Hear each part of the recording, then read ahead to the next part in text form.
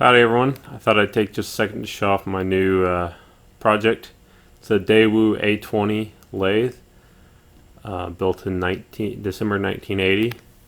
It's a 20 by 60 swing, 10 horsepower.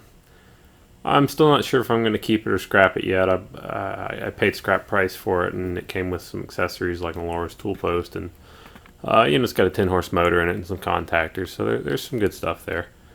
But it is a pretty cool machine, and I would like to keep it if possible. I'll kind of go over quickly kind of how it works and what's wrong with it that I know of so far. So yeah, I got it in the garage here, which was a pretty big challenge because it is about a 6,000 pound machine. As you can see, it's packed in with all my roommate's shit, but he's moving out soon theoretically. I don't intend to keep it right here in the garage bay. That wall is going to hopefully be taken out, and this will be moved back further into the garage. But if you're familiar with my channel at all, you've probably seen some other lathes. Those are up at my dad's shop. This is at my own shop that I'm intending on building up here soon. So yeah, let's take a look at the machine. It's a very unconventional machine. In fact, I've never seen another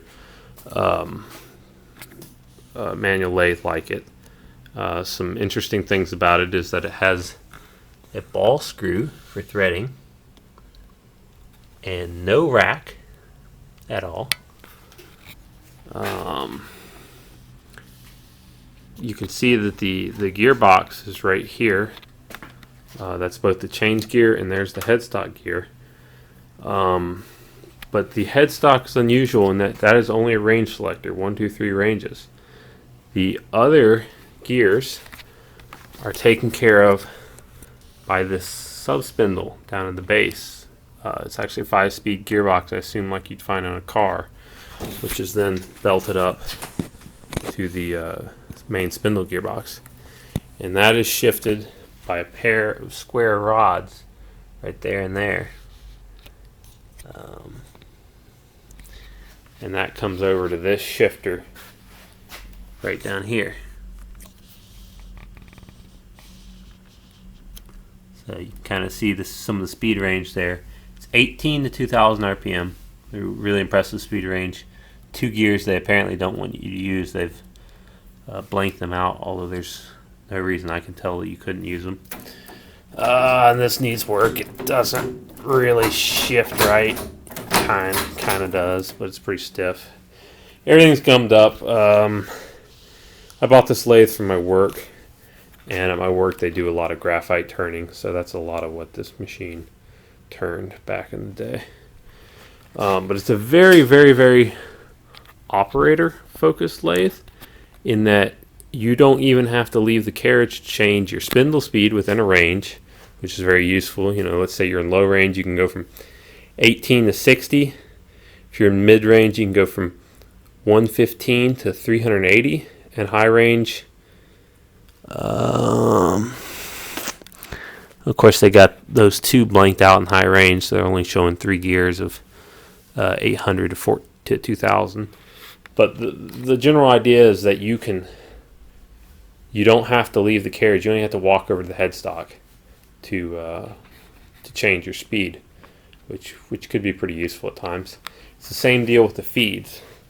If you notice, it's got this little joy pod thing, and you can select 4 speeds right there, just that easily. And they go up by units of half each time. So just doubles. You can see 1/4, 1, 1/2, 2. And then, so that's part of your range of feeds. Your other feed lever is right here, 1 through 6. And it's actually got just this incredibly wide range of feeds. I'll post a better picture of this here in a second. I'm blocking my light. But you can see that like on the threading side of things, it goes from 80 TPI all the way down to 9/16 TPI. So that is more than 1 inch per thread. And on the metric side of things, it goes from 0.5 millimeter pitch up to an incredible 64 millimeter pitch. That thing's just insane on the feeds, so you can, or the threads. So you could do some like oil grooves and some weird stuff with it that you can't normally do because it'll thread at just an incredible rate.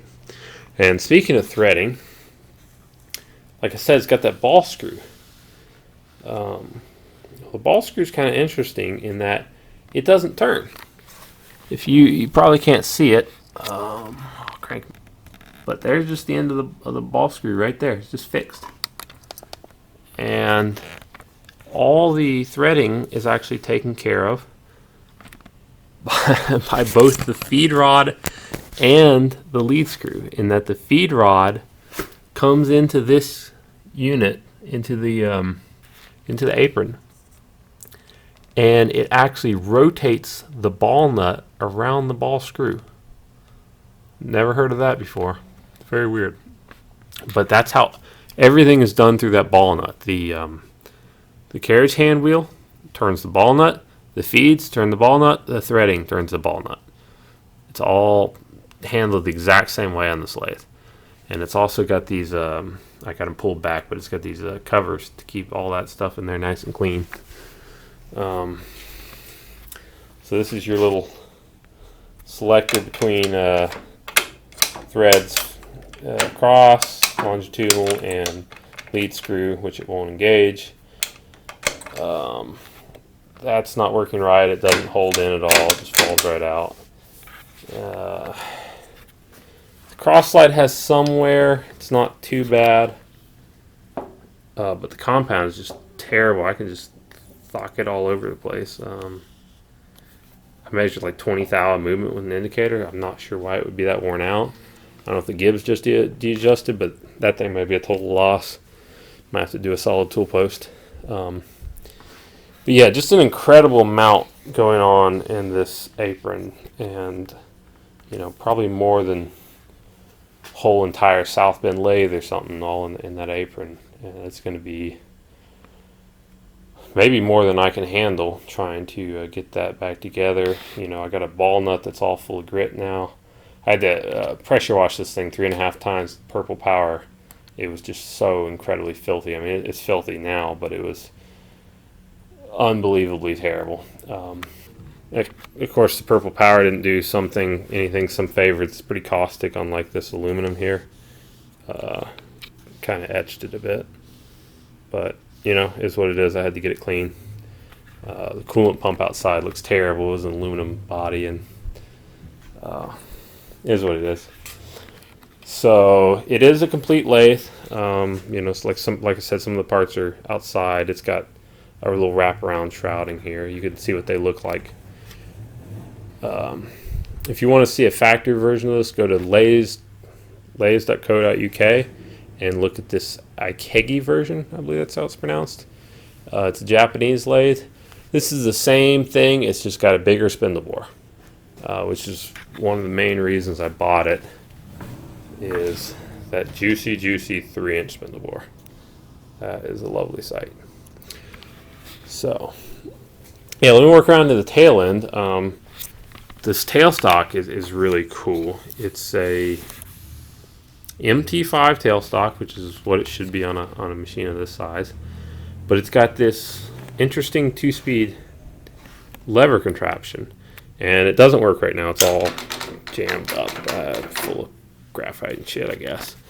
But in this speed, in the back, it's 1-to-1. So you turn the hand wheel and it moves out like you'd expect 1-to-1. In this position, it's still 1-to-1. So why the lever move? Well, when you shove it out, it actually pushes the quill out when it's working right, about 1 inch or 3/4 of an inch.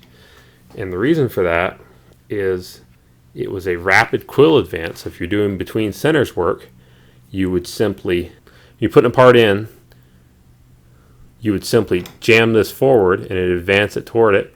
You do your hand wheel like half a turn and lock the quill. And then to remove it, you just unlock the quill, loosen it half a turn, jam that back, and it's retracted. And you can get your part out without any cranking. So it's really a production-oriented machine. They got ball bearing rollers in the tailstock. Reportedly, I haven't taken it apart to see yet. So it should be easy to slide. Of course, right now, it's completely filthy. And I'm sure those balls aren't rolling. But they were very serious about keeping the wear off this machine. As you can see, it's got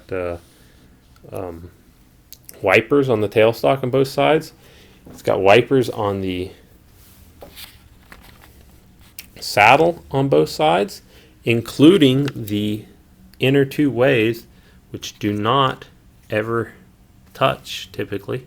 On like my Sydney, that it touches on this way, but most every modern lathe, they completely bridge the gap. But I guess they just put wipers on that just to have them there. It's got a full-length cross slide, which I absolutely love. I think every lathe in the world should have a full-length cross slide.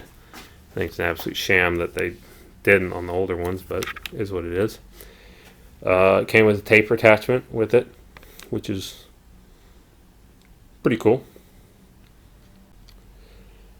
And continuing on with the theme of keeping this thing from wearing out, they were bloody serious about it. Look at that. That's an oil line to the taper attachment, powered off the Bajur 1 pump on the front of the apron. So they were really, I mean, these things get used like once a year. There's no point in putting an oil line to them, but they did it. Let's see. It came with I think it's a 16-inch 3-jaw chuck. It's got a cracked pinion on it, so it seems a little worn, but I think it'll be serviceable. So yeah, that pinion's busted, but it's got 2 others. Spindle bearings on this thing actually feel really good. Like it turns with very little effort, and there's almost no hysteresis at all. It just starts up very smoothly. I mean, I can turn this whole thing once I get it going with just my pinky finger effortlessly. If I give it a good tug, you can definitely hear a bit of a whirring sound from in there. I don't know that that's the end of the world. I do hope that the pressure washing didn't get any water in. I'm sure it did get some in. It's got a very unique shared oil system here. So that's your reservoir down there. It's got a pump off the end of the motor, and it's got a tube that feeds everything. The sub gearbox, the main gearbox, the quick change gearbox is all fed. And if you can see, this little monkey right here is it actually catches drips coming off of these guys, these rods, because they're never going to seal perfectly, and feeds them back into the gearbox. And I'm sure that I probably blasted a whole bunch of water in there with the pressure washer. It is what it is. Not much I can do about it. I don't have the change gears with it. This machine does require a few change gears because it doesn't cut 12 pitch, for example. It probably won't be my only lathe, so that won't be the end of the world. They do look really easy if you have them. I think you just lift these little, you just lift that up and it looks like the gear slides right off of there. So, I mean, can't get any easier than that. That's a great design right there. Well done by a keggy. But yeah, it cleaned up nicely on these change gears.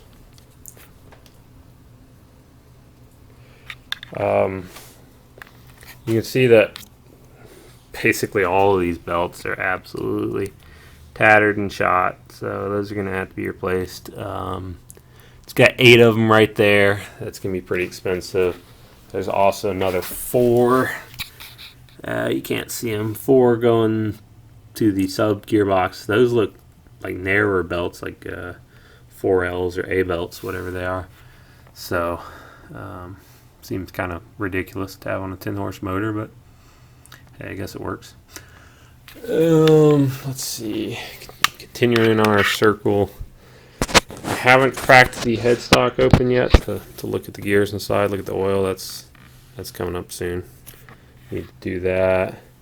It's missing a handle right there. Well, I have the handle. It's not on. I don't know how they took it off.